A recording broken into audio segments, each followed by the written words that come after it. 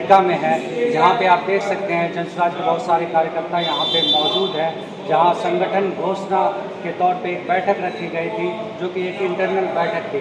वहीं यहाँ पे सभी लोग चर्चा कर रहे हैं कि मधुबनी जिला में जल संकट गहरा गया है और बहुत ही भयावह स्थिति हो गई है जनता के बीच। यहाँ तक के पीने का पानी भी नहीं है, तो नहाने और खाना बनाने तो दूर की बात है।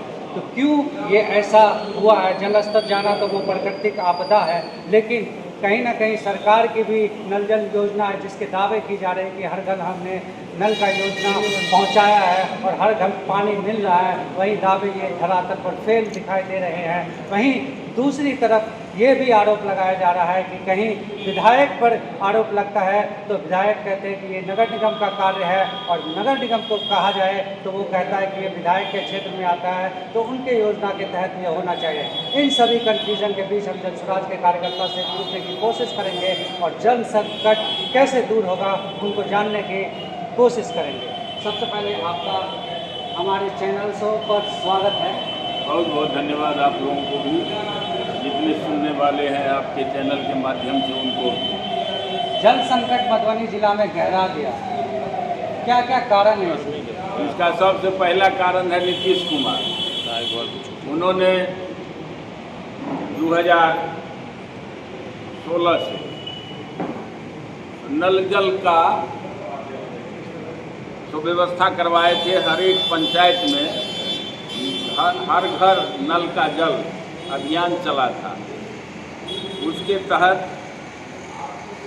लगभग 14 लाख से लेके 18 लाख तक का एक पंचायत में टेंडर हुआ, जो पाइपलाइन बिछा करके प्रत्येक परिवार को, प्रत्येक घर को नल का जल मिलेगा। लेकिन उनका ये अभियान टाई फिश हो गया। एक भी घर में शायद ही कहीं चलता हो, लेकिन नहीं है। वो मुखिया पंचायत से लेकर के उन्होंने पीएचडी को हस्तांतरण कर दिया। पीएचडी वाले को काफ़ी पैसा मिला, वो सारा पैसा लेकर के पीएचडी अपने अपने घर में सोया हुआ है। आज जब पीने का पानी वाटर लेवल इतना नीचा हो गया है कि जितने भी चापाकल है वो सूख रहा है। उसका और कारण है, जहाँ नल जल चलता है तो इससे वाटर लेवल कम हो गया है, चलता है वहाँ, लेकिन 99% जगह नहीं चलता है। और ये सुखाड़ का जो स्थिति भयावह हो गया है इस जिला में, लगभग 3 साल 4 साल से कहीं कहीं तो पानी, नदी का पानी आया, उससे लोग कुछ किए खेती बाड़ी। हमारे बिस्फी और बेनीपट्टी तो त्राहिमाम कर रहा है। और रही का ये मधुबनी से पश्चिम, हम तो पूरब भी गए हैं, झंझारपुर तक गए हैं, कार्यक्रम के माध्यम से देखे हैं। कहीं कुछ नहीं है, हाहाकार है। सभी नदी सूखा हुआ है, सब तालाब सूखा हुआ है। तालाब में पानी रहता था तो वहाँ वाटर लेवल उससे मेंटेन होता था, लेकिन अब तो तालाब ही सूख गया, तो मेंटेन कहाँ से होगा? इसलिए सभी वाटर, हमारी मांग है सरकार से, ऐसे ये सरकार सुनने वाली नहीं है। ये डबल इंजन की सरकार एकदम बहरा है, कान में रुई दे करके सोया हुआ है।